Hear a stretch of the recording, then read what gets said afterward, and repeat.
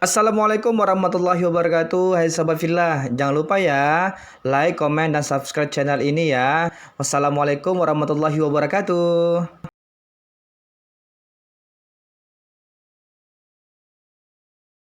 Kesyirikan berdasarkan pembagian tauhid tersebut ya.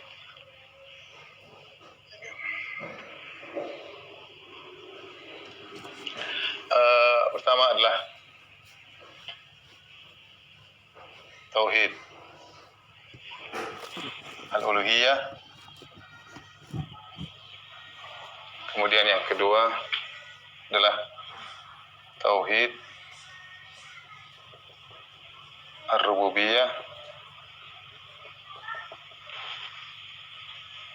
Yang ketiga adalah tauhid al-asma wa as-sifat. Apa maksud tauhid al-uluhiyah? Insyaallah teman-teman semua sudah tahu, yaitu mengesahkan Allah dalam peribadatan.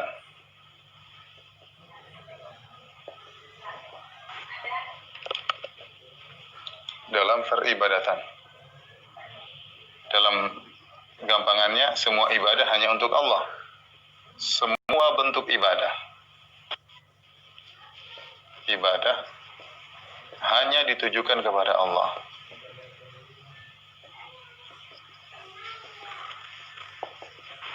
Inilah hakikat daripada tauhid al-uluhiyah. Adapun tauhid rububiyah yaitu mengesahkan Allah. Tauhid artinya mengesahkan, ya. Mengesahkan Allah dalam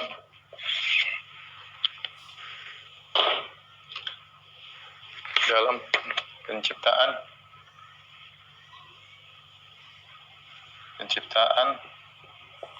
pemilikan, dan pengaturan alam semesta. Alam semesta. Artinya semua ini yang mengatur hanya Allah semata, ya. Yang mencipta, yang memiliki dan mengatur hanya Allah semata. Tauhid adalah semua sifat, itu mengesahkan Allah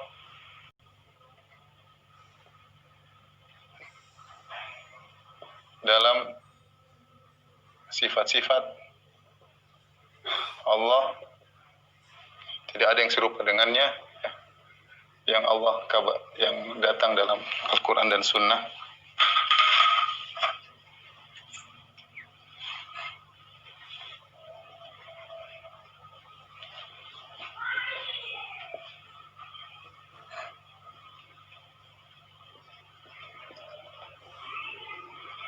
Yaitu tidak ada yang serupa dengannya. Tidak ada yang serupa dengannya. Baik.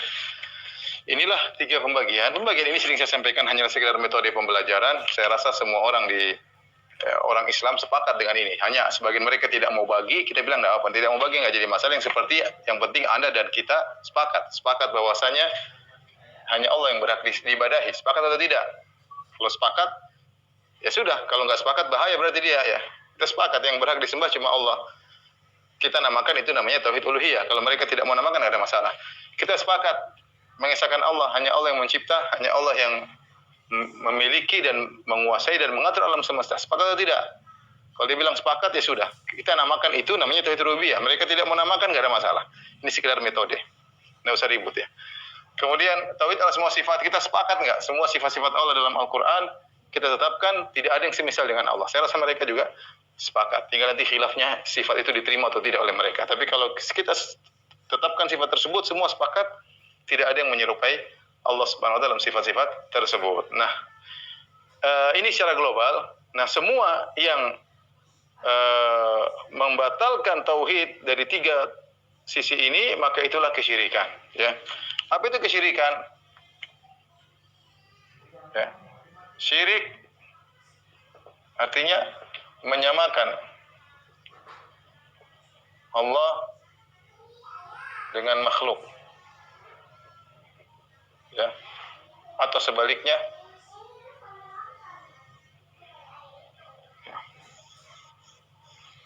pada perkara-perkara yang merupakan kekhususan Allah. Kekhususan Allah. Ya. Ya, kekhususan Allah artinya tadi Allah yang berhak disembah, tidak boleh kita samakan ada yang juga disembah selain Allah. Hanya Allah yang mencipta, tidak ada kita boleh mengatakan ini kekhususan Allah, berarti ada juga yang mencipta selain Allah, berarti syirik. Jadi merupakan kekhususan Allah Subhanahu wa taala. Demikian juga sebaliknya.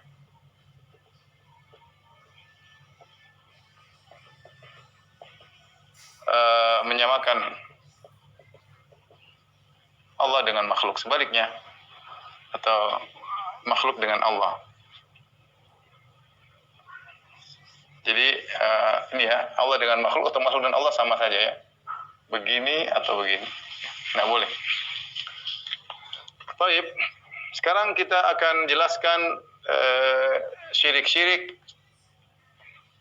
Ya, ini makna syirik ya.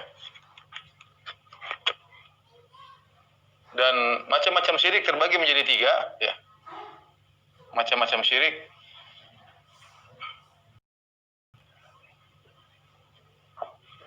dibagi ya, kita bagi menjadi 3 juga.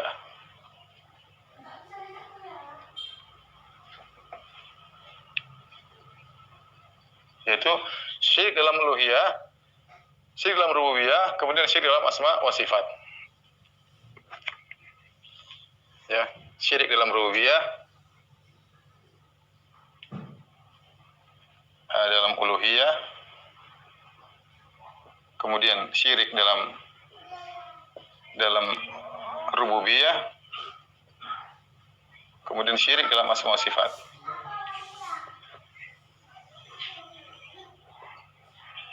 Baik, ini ya, kita akan sebutkan contoh-contoh kesyirikan sekarang, dan itu sangat banyak ya. Mudah-mudahan papan tulisnya cukup ya. Contoh-contoh syirik ya.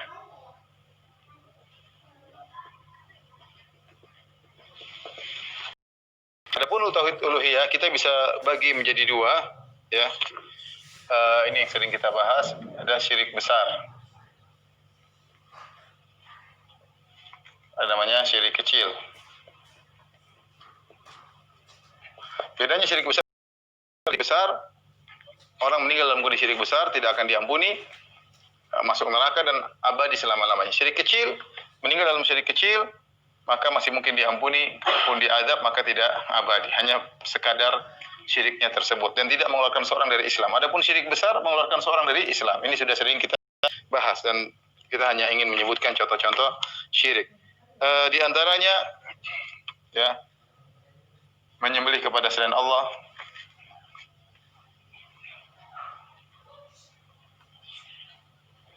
sering misalnya menyembelih kepada jin ya, menyembelih kepada jin, dan ini sering dilakukan oleh sebagian masyarakat ketika mereka ingin bangun jembatan. Terkadang mereka menyembelih atau menanam kepala kerbau atau kepala kambing di sungai, atau mereka ingin bangun rumah, mereka potong kepala kerbau kemudian mereka tanam di bawah rumah.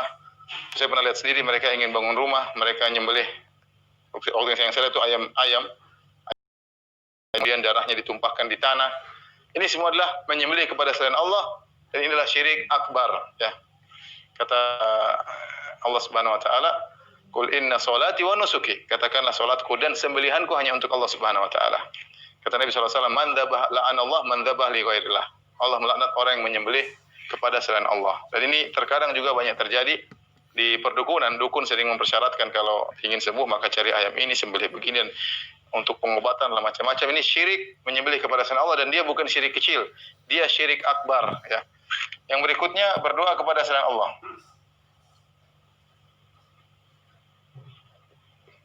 Dan ini banyak ya, juga dilakukan oleh sebagian masyarakat. Mereka pergi ke kuburan misalnya, kemudian minta kepada mayat ya, minta ditolong lah, minta dimudahkan rezeki lah, minta inilah, minta dimudahkan anak, dan macam-macam. Ini adalah kesyirikan. Dan ini bahkan syirik yang paling parah adalah berdoa kepada selain Allah Subhanahu wa taala.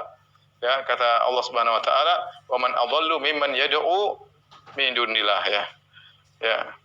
Barang siapa yang lebih sesat daripada orang yang berdoa kepada selain Allah.